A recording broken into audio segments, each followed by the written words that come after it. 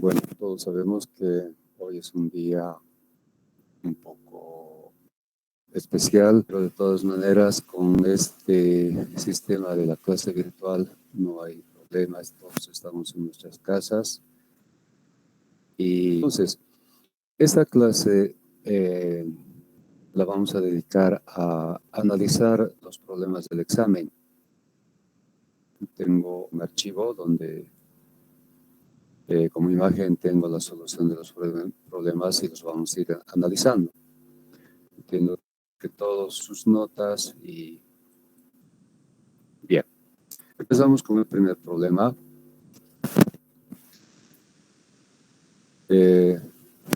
Voy a leer el enunciado.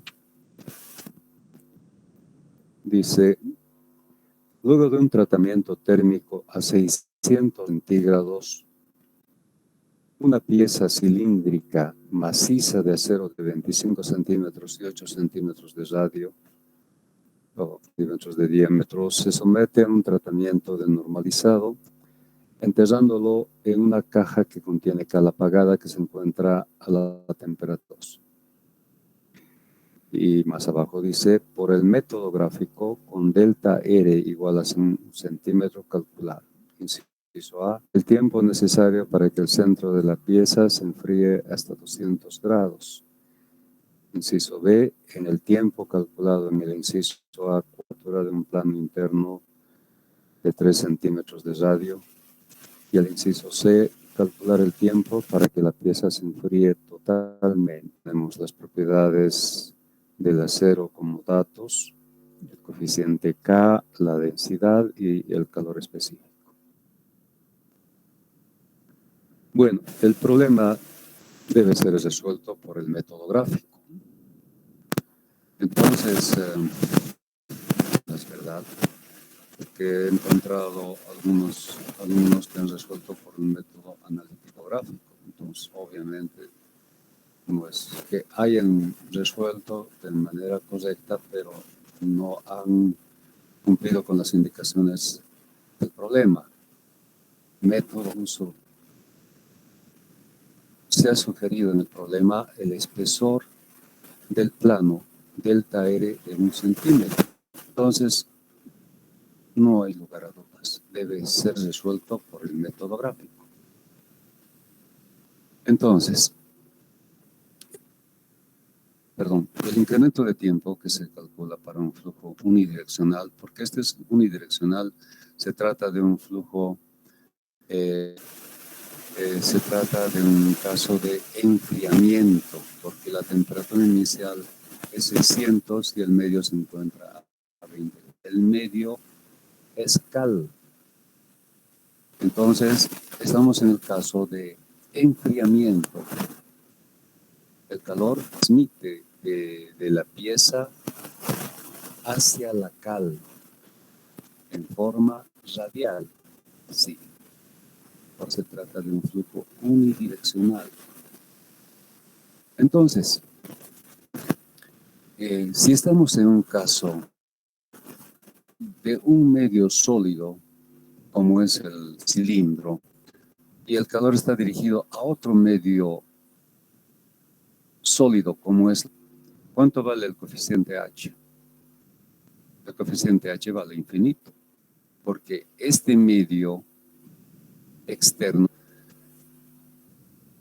no es un fluido, ¿verdad? Entonces, el coeficiente H se lo considera como infinito, es resistencia en la interfase entre la superficie del sólido y la cal. No hay tanto, significa que H es infinito. Entonces, como H es infinito, el bios resulta mucho mayor que infinito.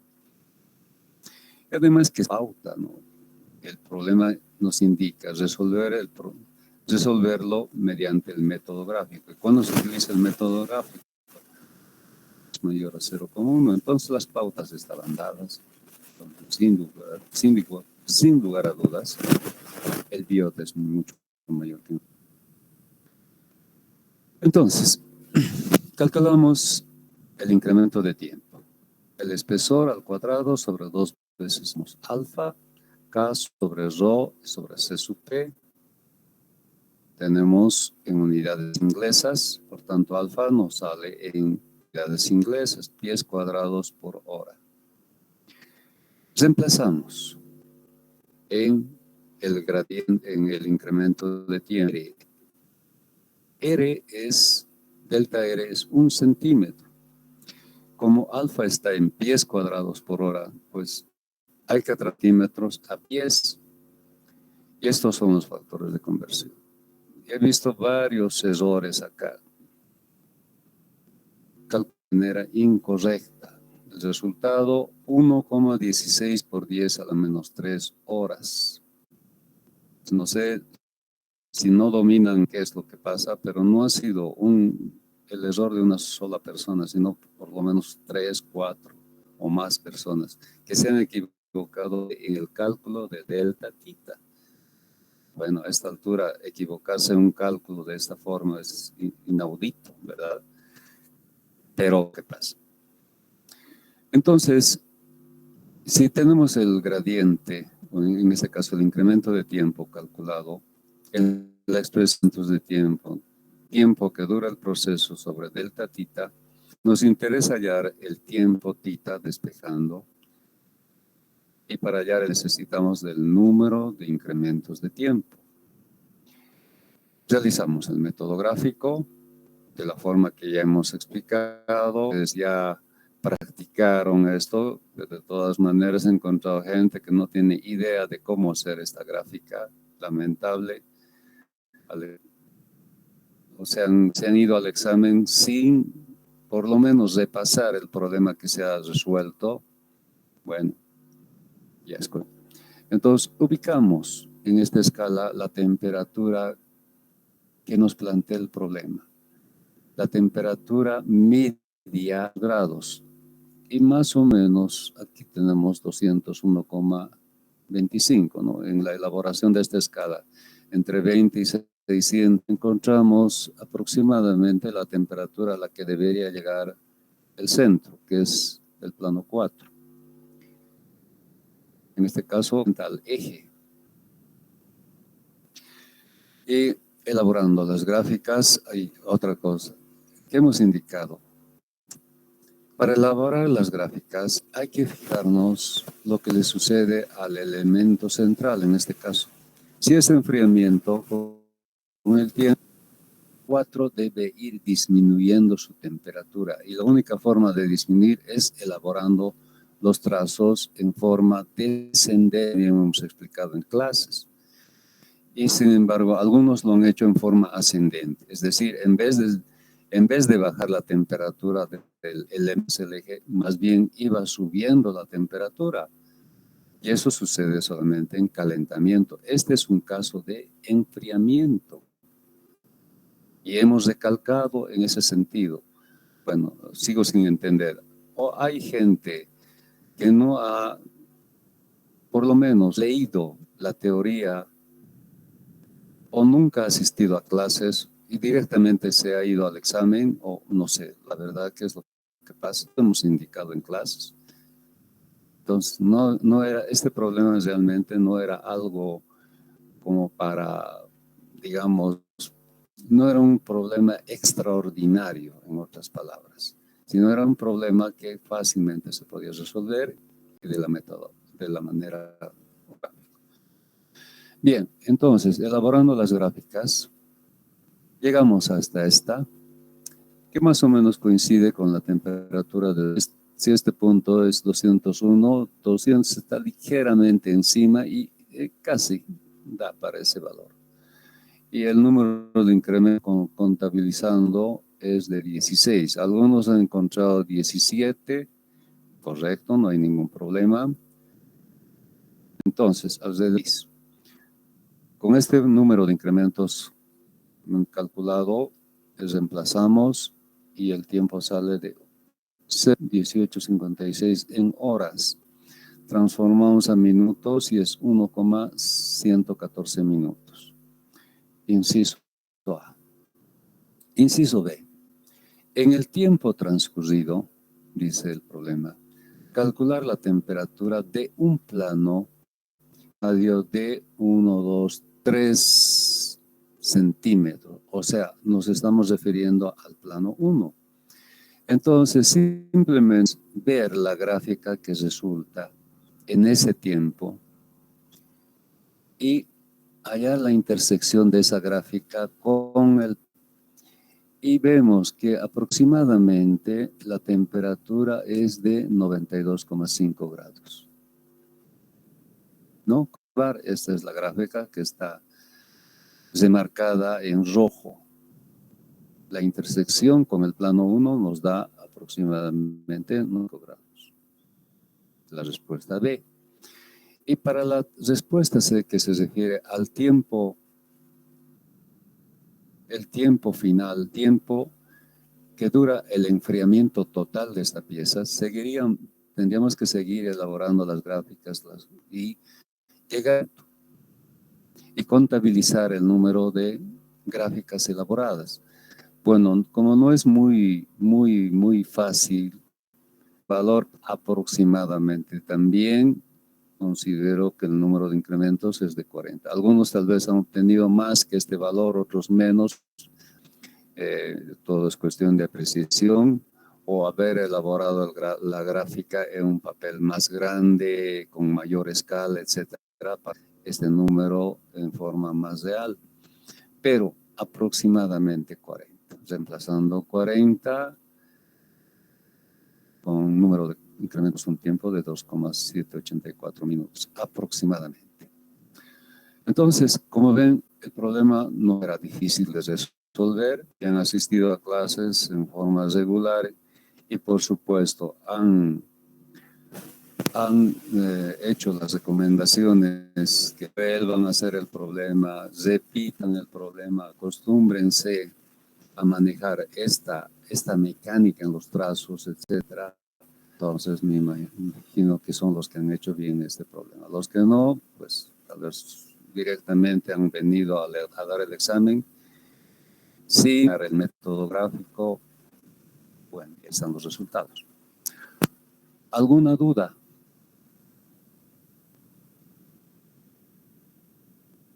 ¿Está claro? Bien. Vamos al otro problema.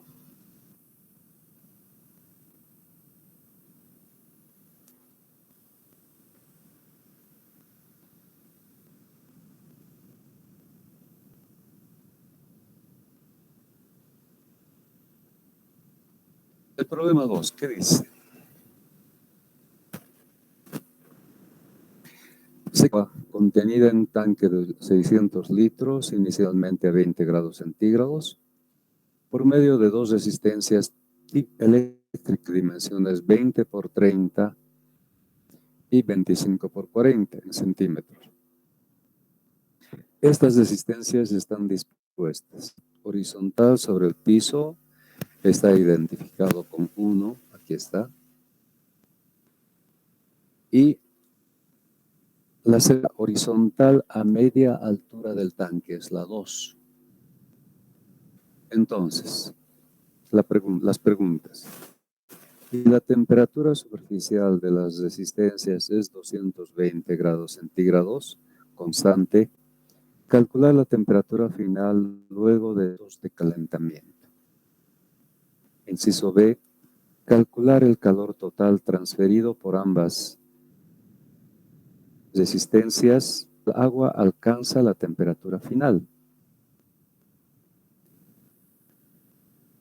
Incluso recuerdo que les aclaré que simultáneamente las dos resistencias trabajan.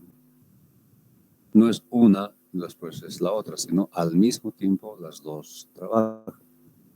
Entonces, empezamos determinando las áreas. Para la 1, 20 por 30 en 1,06 y para la 2, 25 por 40, eso es en centímetros cuadrados y en metros cuadrados resulta 0. Bien, lo importante es el balance y de esto también hemos hablado, porque les dije que pueden haber muchas variantes, incluso situación. Bueno, obviamente los que participaron de la clase, bien por ellos, y los que no, pues hicieron cualquier cosa. Esta expresión del balance es la clave. Si no tienen clara la figura a través del balance, puede salir cualquier cosa. Entonces, ¿cómo se establece el balance? Suma de calores igual al, en este caso, ganado por el volumen de agua. La suma de calores, el calor que proviene del que está en la posición de piso, Q sub 1. El otro calor, el calor que proviene de 2, de la resistencia tipo placa 2, dirigido hacia abajo, el llamado calor Q sub 2 inferior, calor de 2 inferior. Y el otro calor es el que está dirigido hacia arriba, el calor de 2 superior. Entonces, las expresiones para estos calores, H1 por el área 1 y por la diferencia de temperaturas, superficie menos temperatura del fluido. Para este otro calor, diferente, H2 superior, H2 superior por el área de 2 y por la diferencia de temperaturas, S menos T. Y para este H2 inferior por el área 2, se trata de la misma área y por la diferencia de temperaturas, también la misma. Igual a la masa específica por la variación de la temperatura respecto del tiempo. Ordenamos la expresión. Tenemos la integral de temperatura sobre T sub S menos T. Y por el otro lado tenemos esta expresión que consideramos constante e integramos solamente el tiempo hasta el tiempo θ. Y resulta una expresión de esta forma, donde hay que encontrar los valores H sub 2S, H sub 2I, y lo que nos interesa para el primer inciso es la temperatura a la que llega T sub 2 que está dentro de este logaritmo. Entonces, lo que hacemos ahora es valores de estos coeficientes. Pero como requerimos de la temperatura de película depende de la temperatura media y la temperatura de salida no conocemos, es justamente lo que estamos buscando dentro de un cálculo iterativo, asumiendo la temperatura final de 90. Bueno, y ahí hice algunos casos y he llegado a este valor. Entonces, con este valor de 90, encuentro primero la temperatura media, 35 grados, y con esta temperatura media encuentro la temperatura de película, 137,5.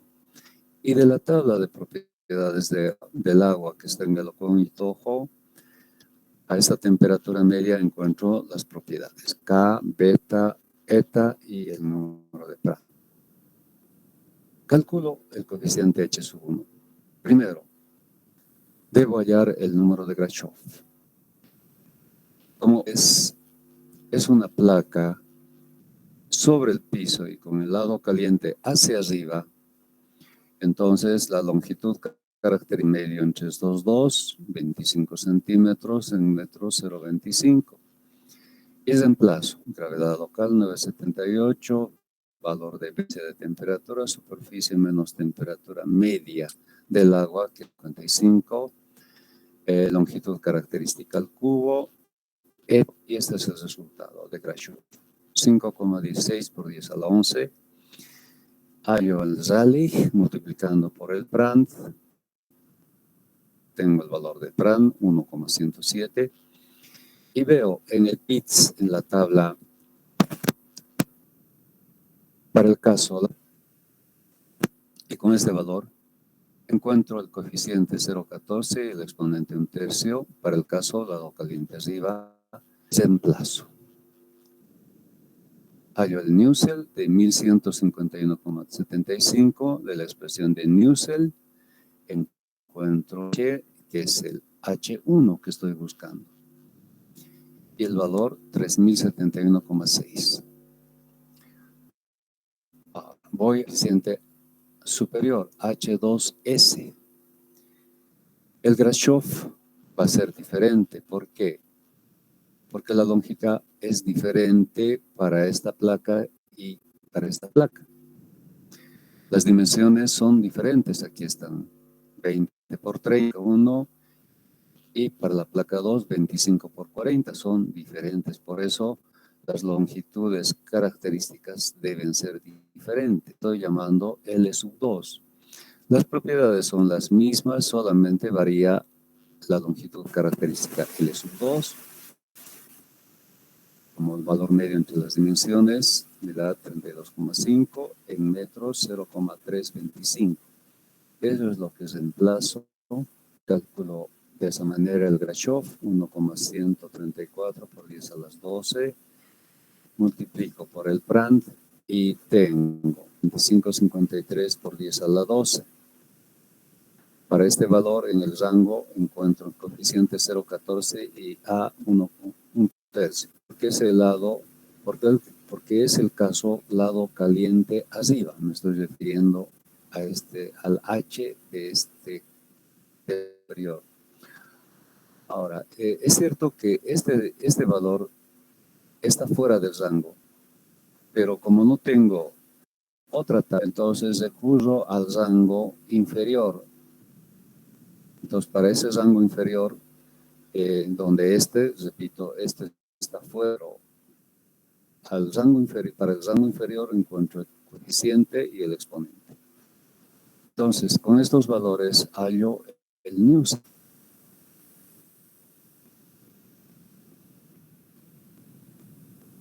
Aquí está.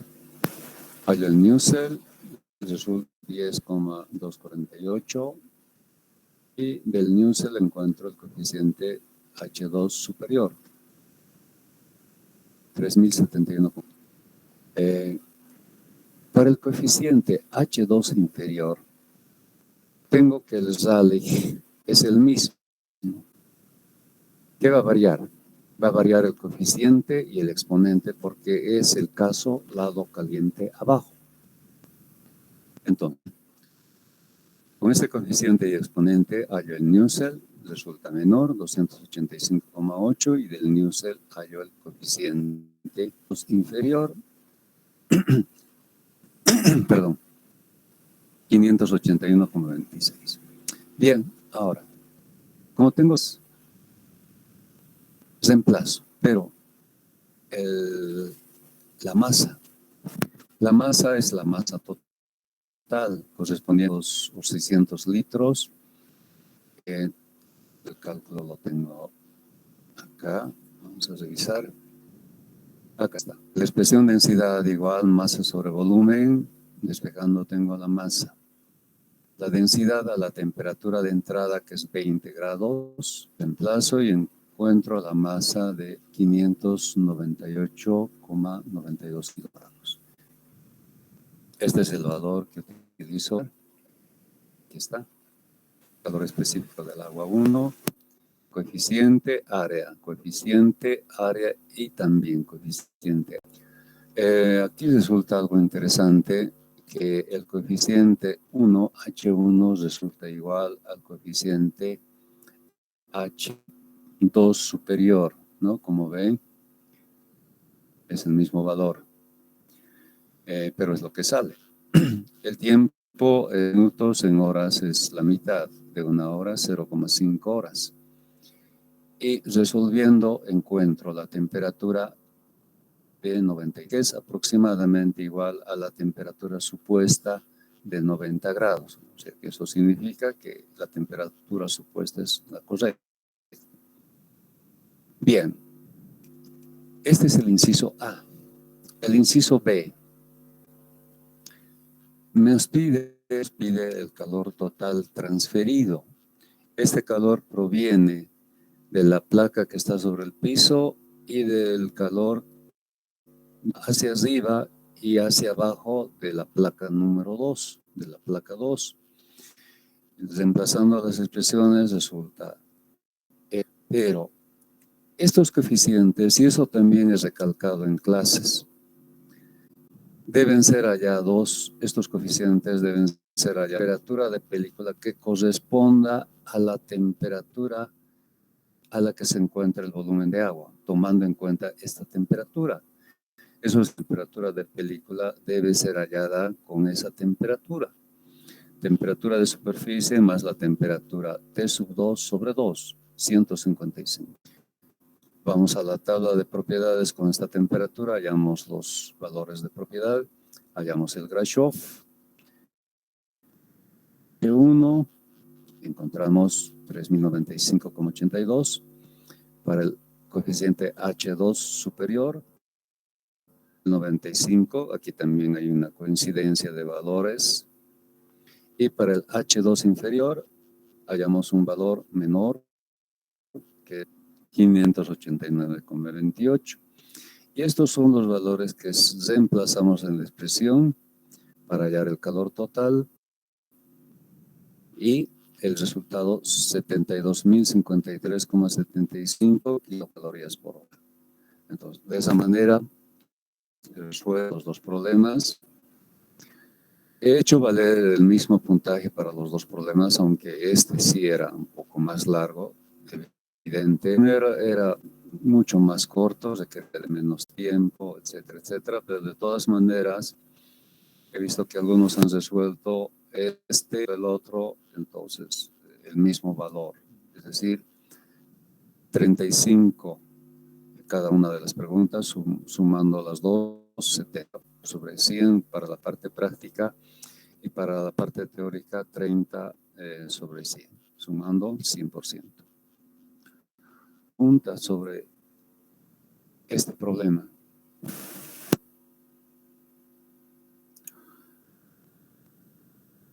Entonces, no fueran de serie o problemas extraordinarios. De todo esto hemos hablado, de cómo enfrentar este tipo de problemas, coeficientes, cómo calcular el calor. Todo esto no era novedad. Bueno, no era novedad para los que en las clases, y obviamente para los que no, sí, era una novedad. Y como ustedes se darán cuenta, los problemas son siempre diferentes. Entonces, no se confíen en que un problema se va al examen anterior. No, porque van a perder el tiempo estudiando los problemas de exámenes anteriores. Puede que haya alguna, pero no va a ser siempre el mismo examen, es decir, la misma pregunta y la misma solución. Entonces, lo que importa aquí es el razonamiento. Y hemos dado pautas para que ustedes adecúen un problema a lo que se les pide en el examen. Entonces, si estos no dominan el razonamiento, obviamente van a tratar de hacer el examen de memoria. Y para eso sí, tratar de buscar si hay un problema similar a este o parecido por lo menos. Pero si ustedes saben razonar y si encuentran la clave de esos problemas, que es el balance, pues no van a tener ninguna dificultad, ¿no? Como ustedes han podido observar. Bueno, esas son las soluciones al examen. Espero que les haya servido para entender más o menos la forma de poder resolver estos exámenes. Nada es de memoria, por si acaso. Hay que razonar y entender la teoría, sobre todo, para eso sirve la teoría, para que tengan una base y poder resolver los problemas. Entonces, olvídense de que los problemas se van a resolver de forma automática, no hay razonamiento, eso es lo que se exige, razonamiento. Bien, chicos, ¿alguna pregunta antes de continuar?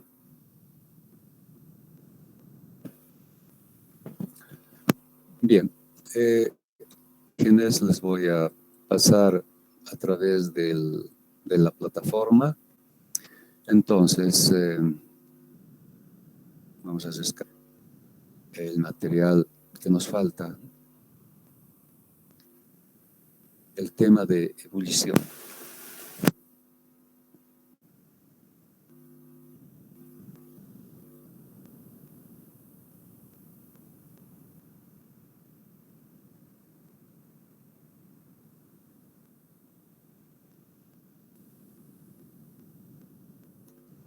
Se trata del capítulo 5, continuación 1. Acá está.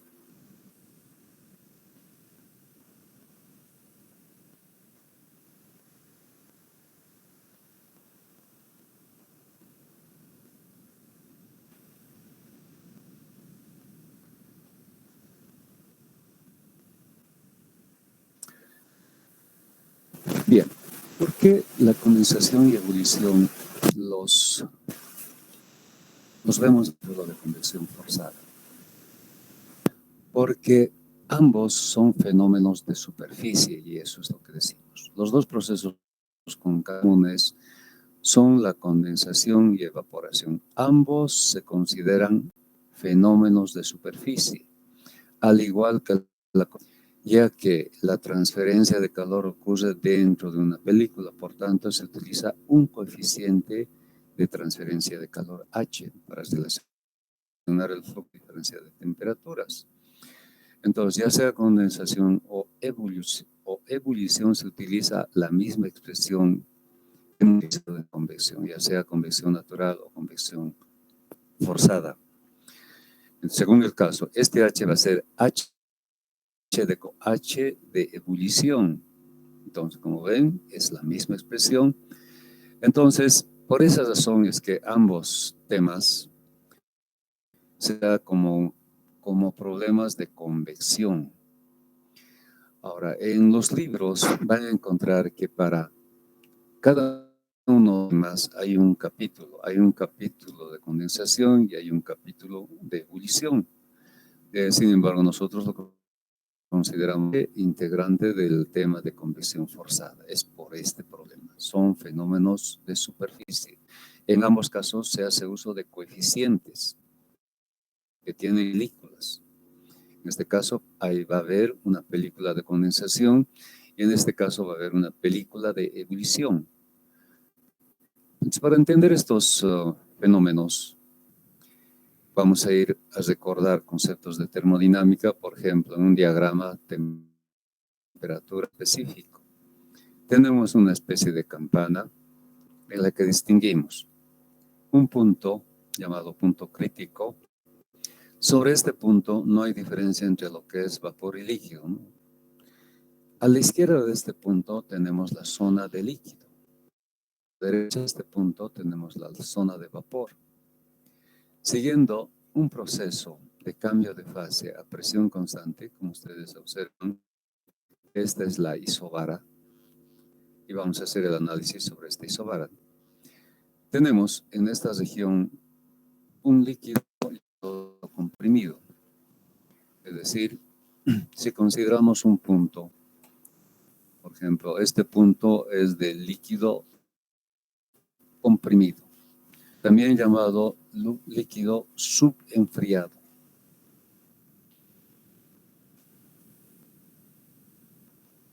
Bien, en el proceso de la transformación, para transformar el estado de líquido subenfriado 1 al líquido saturado en 2, en este punto, requerimos de una cantidad de energía. Esta cantidad de energía es calor sensible requerido de 1 a 2.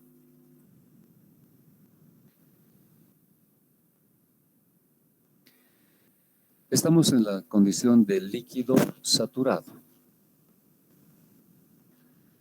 Es decir, es un punto que se encuentra curva. En el proceso de cambio de fase vamos de 2 hasta 3. Y vamos transformando el líquido, digamos en el punto 2, en el estado 2, todas las moléculas son líquidas. Vamos transformando.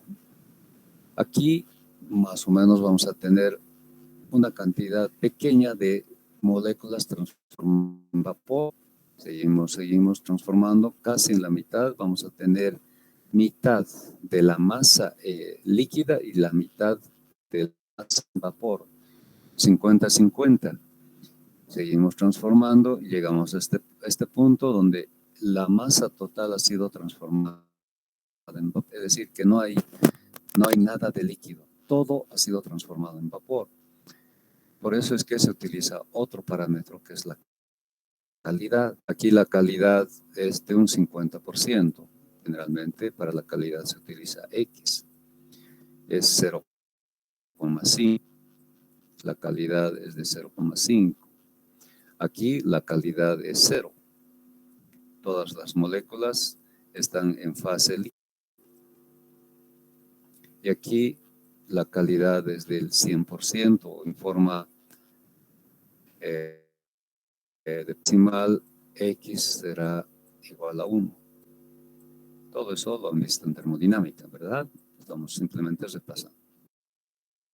Fase de vapor. Vapor saturado. ¿Por qué saturado? Porque este proceso se lleva a cabo en la región saturada.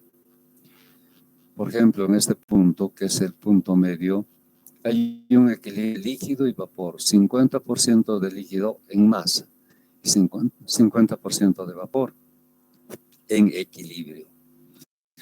100% de la masa en vapor, 0% de líquido.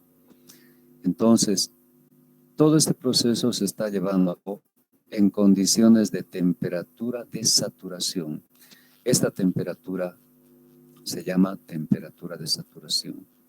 Y corresponde a una presión también constante, que es la presión de saturación. Esta es una isobar. Entonces, presión y temperatura se mantienen constantes. Es un que va a cabo a presión y temperatura constantes.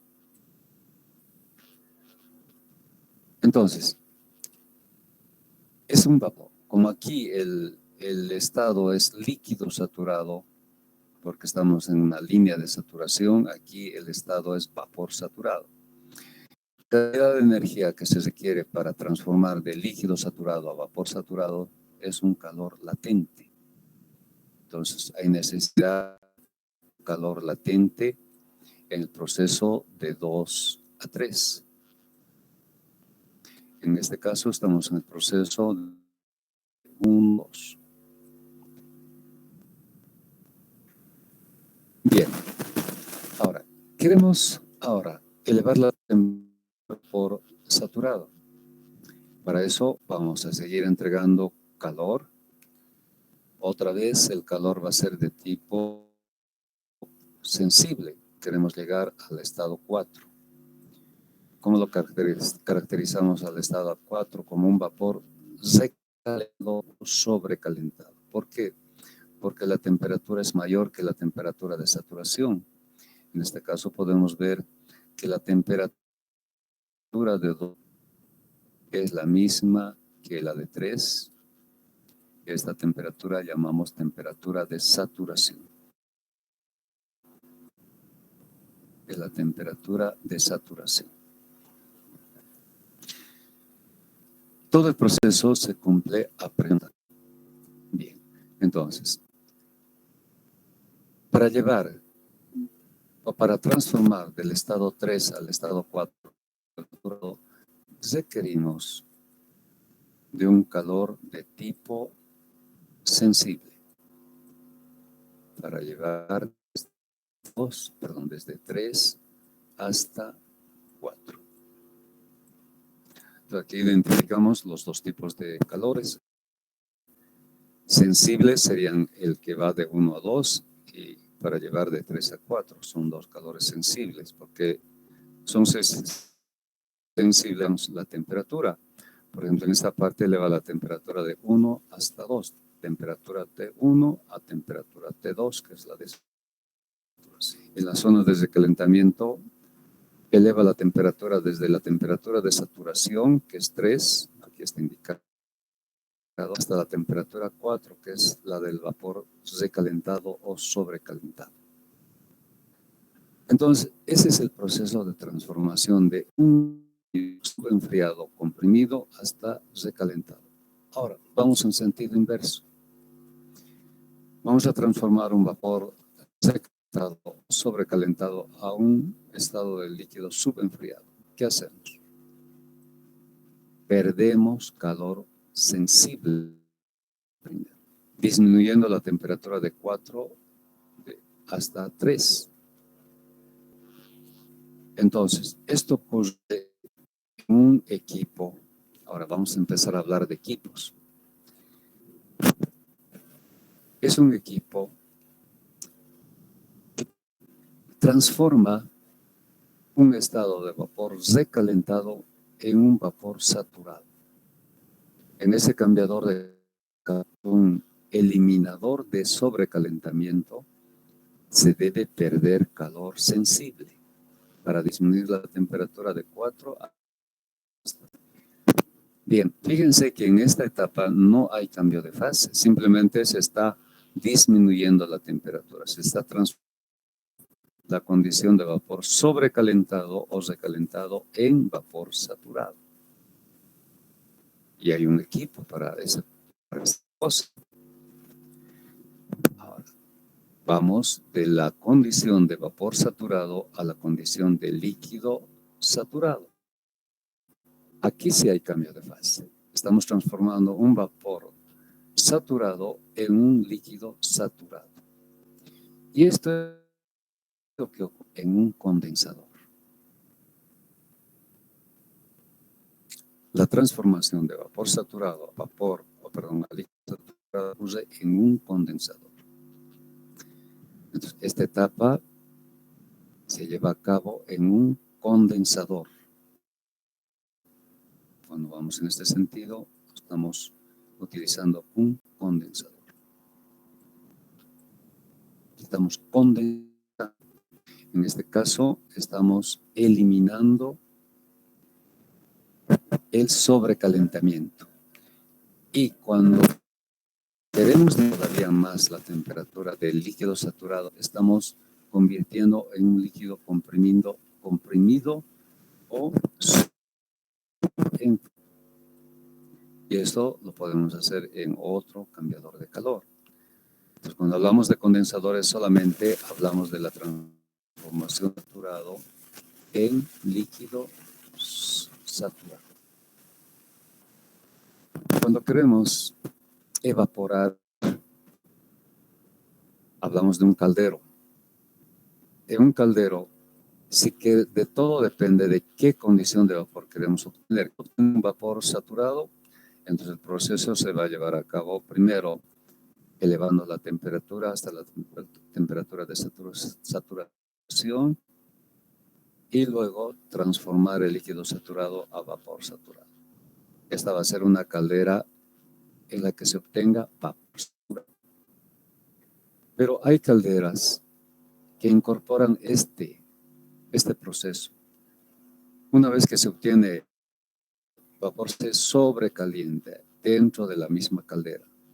Entonces, para ese caso se va a utilizar un sobrecalentador. Entonces, en un caldero entra agua en condiciones de medio ambiente. Esa agua primero se lleva a condición de saturación, obteniéndose la temperatura de saturación en 2, y luego se va transformando hasta convertir en saturado, en vapor saturado. Entonces, durante este proceso ocurre, como ven, aquí empiezan a aparecer las primeras moléculas de vapor. La cantidad de moléculas que se transforman en vapor es más, aquí estamos con la mitad, y aquí es 100%. Entonces aquí hay todo un proceso muy complejo. Hay diferentes etapas que se llevan a cabo, que los vamos a estudiar, y a todo este proceso que tiene que con la formación de de burbujas de vapor se llama ebullición. La ebullición ocurre en este proceso de 2 a 3, donde hay cambio de fase. En estas otras no hay cambio de fase, ¿no? Lo importante, que hay necesidad de llegar a la temperatura de saturación, porque solo a esta temperatura va a haber cambio de fase. Mientras a esta temperatura no va a haber cambio de fase. Y cada temperatura de saturación tiene que ver con su propia presión de saturación. Por ejemplo, esto es lo que ocurre a esta presión. A una presión menor, las condiciones van a ser diferentes.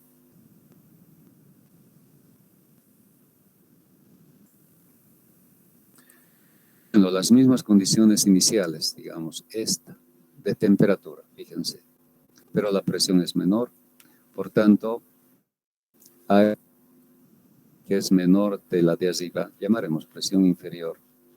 Presión inferior, fíjense que la cantidad de energía va a ser menor para llegar a la temperatura de saturación. En cambio aquí la cantidad de energía va a ser mayor. Me tengo un otro diagrama que para mí es mucho más interesante, y es el diagrama temperatura-entropía, que es muy similar.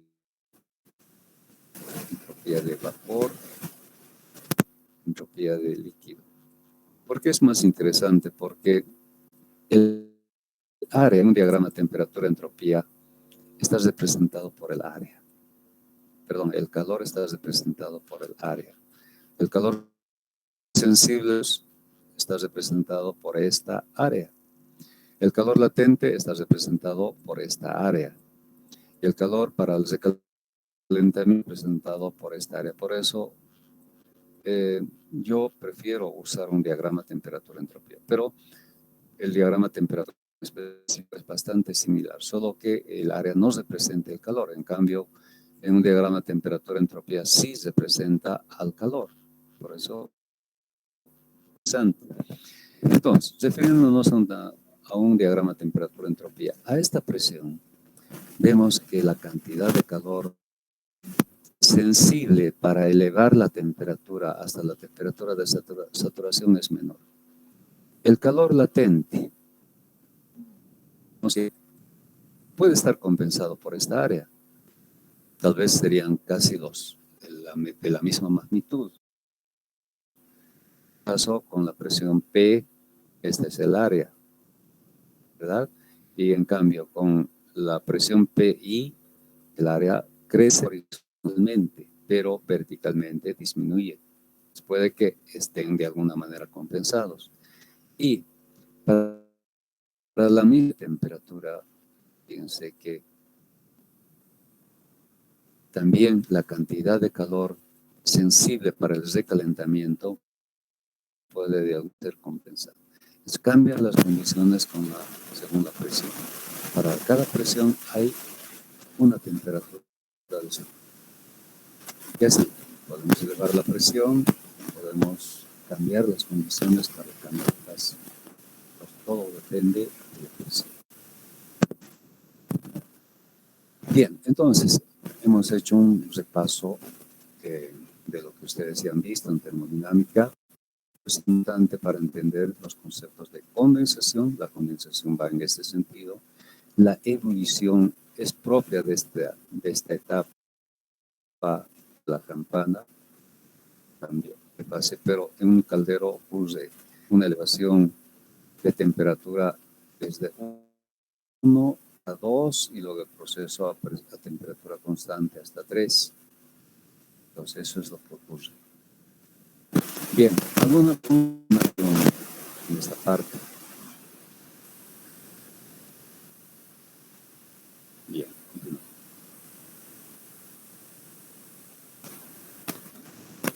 Aquí decimos, aclaramos. Sin embargo, como los procesos de cambio de fase incluyen cambios en la densidad, viscosidad, conductividad térmica del fluido, mientras se libera, en este caso estamos hablando de condensación, o se absorbe, evaporación,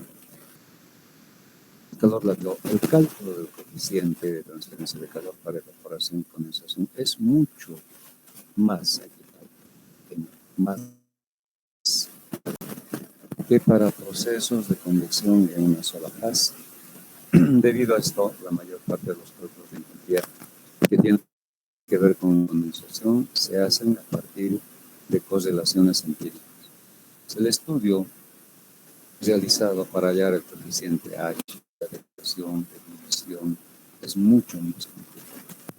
Muchas veces se ha recurrido a métodos empíricos, no a métodos empíricos o en base a analogías, etcétera, etcétera, sino empíricos, sino, es decir, de la experiencia. La condensación. Pues vamos a empezar a ver un poquito más de detalle lo que es la condensación y la ebullición.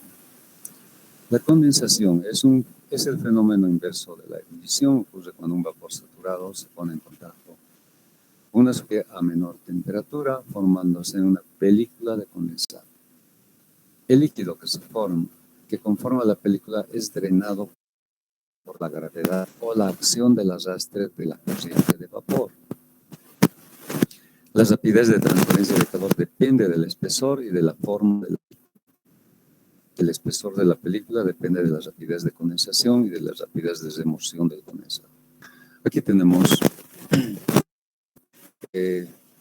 figuras que muestran la película de condensación. Cuando la placa, considerada como una superficie fría, está en contacto con vapor, se forma una película que es de líquido. Al exterior tenemos que sí hay vapor. Pero en el contacto del vapor con la superficie fría se forma película de condensado. Película de condensado. O sea, fuera de la película tenemos vapor y dentro de la película tenemos condensado. En una placa vertical fría, entonces por gravedad el condensado a lo largo de la altura de la placa. Aquí tenemos un perfil de velocidades y temperaturas. La temperatura es la temperatura de saturación que se encuentra en el límite o frontera de la película. La velocidad se hace cero sobre la superficie fría y así se desarrolla la película en una pared vertical. En una pared o en una placa horizontal, aunque no mostramos esa parte, sin embargo vamos a complementar. Cuando tenemos una superficie horizontal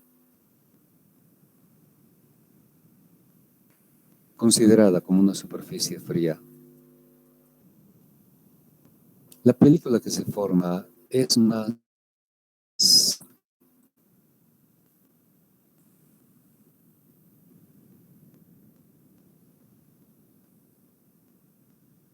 que desplaza por la acción del empuje del vapor. El mismo buscando esta película y se va desplazando.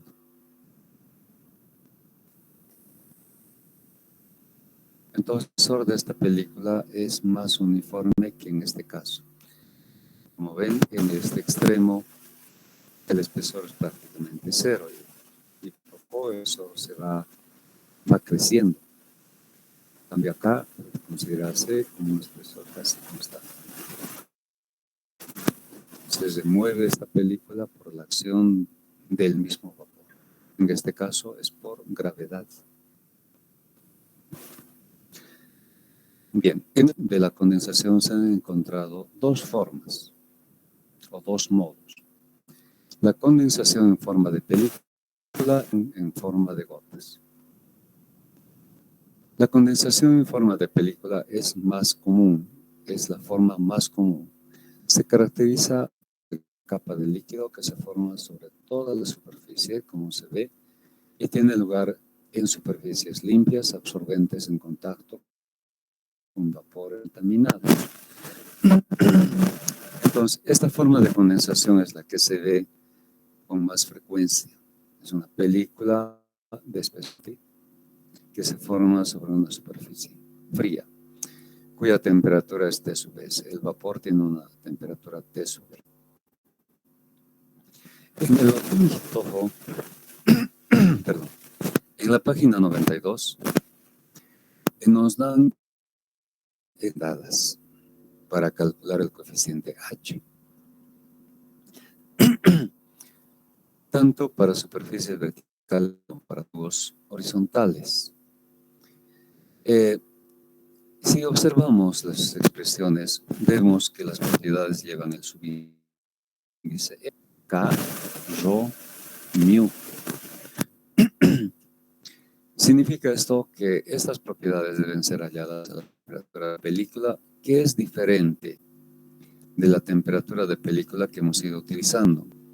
Para condensación, la temperatura del vapor T sub B menos 3/4 de la diferencia temperatura de vapor menos temperatura. Entonces, a esta temperatura deben ser halladas estas propiedades como K, Rho y mu. Para superficies verticales, como vemos, depende de la gravedad, aquí está G, del calor de condensación. L es la altura de la placa o de la superficie vertical, viscosidad dinámica, temperaturas vapor menos temperatura de superficie elevados al exponente 1/4. También se puede utilizar esta otra función. Como vemos, función de la gravedad pi diámetro, viscosidad y W. No sé, acá está. Sí, aquí están las aclaraciones respecto de estos términos. Adelantando un poco. D es diámetro externo. W es flujo más kilogramos por hora. Aquí vemos que es función de la altura L y que es función del diámetro. Por eso, aunque en las recomendaciones de Ocon y Tojo no dice, pero entendemos que esta es para placas, ya que es función de la altura L de la placa. En cambio, en este caso es para, tubos verticales porque es función del diámetro. Entonces, por eso es esta aclaración. La primera ecuación es más aplicada a placales y la segunda a tubos verticales. Y esta expresión es específica. Una expresión específica para tubos horizontales. Aquí tenemos las propiedades, también llevan el subíndice F, la gravedad local, calor de condensación, N. N es el número de tubos en la columna. Para explicar, D es el diámetro externo, diferencia de temperaturas y también elevados al exponente 1/4. D, diámetro externo. W, flujo másico del condensado. T sub B, temperatura del vapor. T sub S, temperatura de la superficie, es la superficie fría. Delta H es el calor latente de condensación, la temperatura del vapor. L es la longitud de la superficie vertical, en este caso sería la altura. La superficie vertical, la gravedad local. N es el número de tubos de la hilera vertical. Es decir, cuando tenemos conjuntos de tubos que pueden estar dispuestos en línea o triangular, pues, por ejemplo, cuando están dispuestos en línea, ¿Qué sucede? El condensado del tubo superior, digamos que esta sea la película, va a afectar a la película de condensado del tubo inferior. Y así, cada película va afectando a la película inferior. Bueno, una vez que se llega a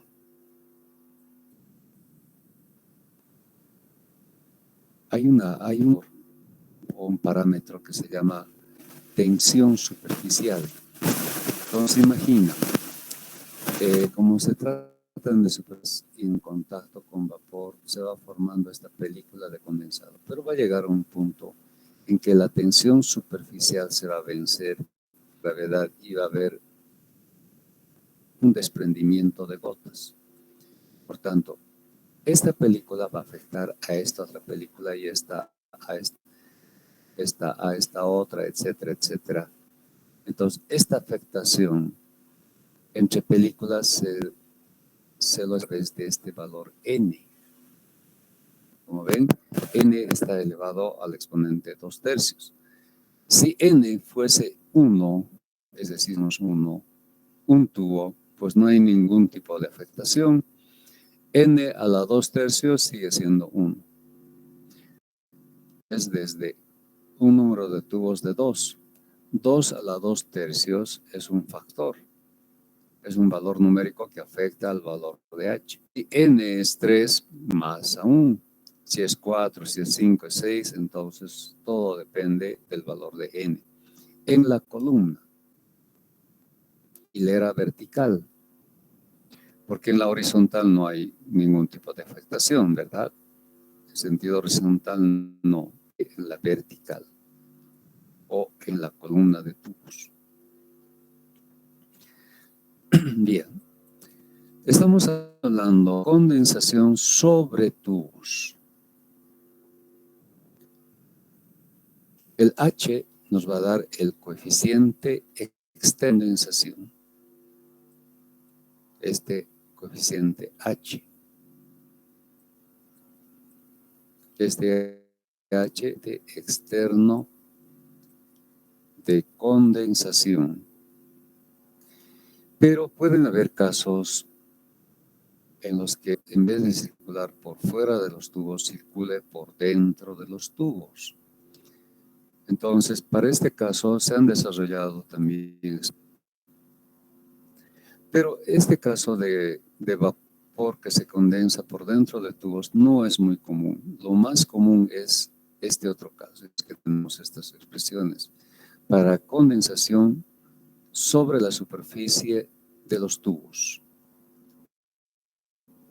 Pero para completar la información tenemos expresiones para condensación dentro de tubos. Es una de ellas. Fíjense que es más complicada. Aquí tenemos Rho sub LG. Densidad para una mezcla de líquido y vapor. Rho sub L de líquido, Rho sub B es la densidad de vapor y Rho sub LG es la densidad de un fluido que está es decir, en el equilibrio de líquido y vapor. Lo mismo, K sub L es el coeficiente para el líquido. Mu viscosidad dinámica para el líquido. D es el diámetro interno, porque la condensación ocurre. H sub Fg es la entalpía de la mezcla líquido-vapor, calor específico. Entonces, esta expresión es válida para un Reynolds del fluido, que es vapor, menor a 35.000. También se puede hallar el coeficiente H interno de condensación a través de esta expresión.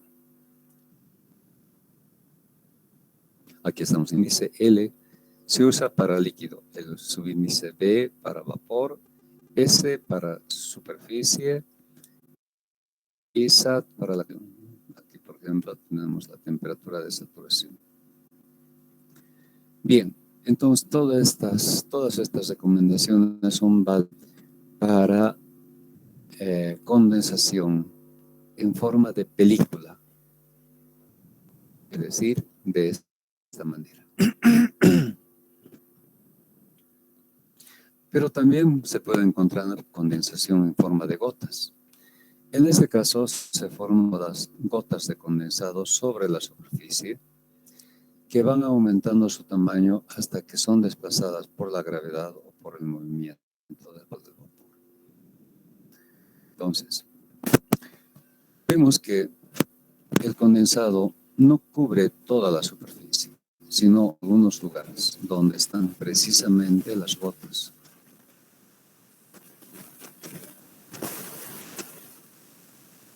Y es esta observación acá. En la condensación en gotas, una proporción de la superficie de condensación está expuesta al vapor, razón por la cual la rapidez de vapor es mayor que la de condensación en forma de película. Entonces, donde no hay gotas, la superficie está libre o directo con el vapor. Por tanto, el calor que se transmite es mucho mayor que en el caso de la condensación en forma de película. En forma de película, esa película cubre toda la superficie, por tanto hay más resistencia. En cambio, en este caso hay menos resistencia. La experiencia muestra que se ha encontrado que los coeficientes de transferencia de calor por condensación en gotas pueden ser 8 veces más elevados que en la condensación en forma de película. Esto es interesante. Vamos a ver que por este motivo la tendencia es a generar condensación en forma. Vamos a ver. Podemos demostrar que la cantidad de vapor condensado en forma de gotas es mayor que vapor condensado en forma de película. Entonces, para hacer la demostración, aquí lo explicamos. El calor en gotas como el gradiente sobre la resistencia en gotas y el calor en forma de película como el gradiente sobre la resistencia en forma. También podemos escribir que el calor en gotas es flujo másico en gotas por el calor de condensación y el calor de película, o la condensación en forma de película es flujo másico para esta forma por el calor de condensación. Como la resistencia a la película es mayor a la resistencia en gotas, de aquí concluimos que el calor en gotas es mayor que el calor en forma de película. Ahora, refiriéndonos a estas expresiones, dada esta desigualdad, verificamos o comprobamos que el flujo másico en gotas es mayor al flujo másico en forma de película, ya que los ratios de condensación son los mismos, por lo que queda demostrado. El flujo másico en forma de gotas es mayor al flujo másico en forma. Bien, de ahí la conveniencia de tratar de que la condensación forma de gotas. Pero hay una serie de factores. Estos factores son la naturaleza del vapor. Hay ciertos tipos de vapor cuya tendencia natural es a condensarse en forma de gotas. Especialmente los vapores de hidrocarburos, esas tienen esta tendencia. Otro de los factores es el material de la superficie de condensación. Hay materiales cuya tendencia en la condensación es a formar película y en otros formar gotas. Y también el acabado superficial. Si la superficie fría es, la tendencia es.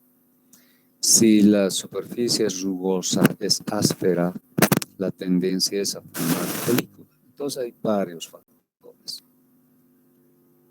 Aquí tenemos algunas expresiones para hallar el coeficiente de condensación en forma de gotas, superficies que son de cobre. Aquí tenemos una expresión en el que la temperatura de saturación está en 22, y aquí tenemos una expresión numérica cuando la temperatura de saturación es mayor a 100 grados. No hay mucha información en la literatura para la condensación en forma de gotas. Es muy escasa. Entonces, en algunos casos se utiliza, perdón, porque es el material. Hay un material que se llama teflón, y mediante el teflón se puede recubrir la superficie. Claro que esto conlleva gastos económicos, hay una inversión económica pretendiéndose para que la condensación sea en forma de gotas, pero el hecho de conseguir este resultado de 4 a 8 muchas veces justifica la inversión de recubrir con materiales especiales como el teflón. Se justifica. Bien, entonces vamos a trabajar más con condensación de película. Por eso es que estas ecuaciones son importantes para hallar el coeficiente de condensación. Otro detalle importante: este coeficiente de condensación tiene valores muy elevados. Algunos problemas que ya hemos resuelto, hemos manejado un dato y no es extraño este dato, de 10.000.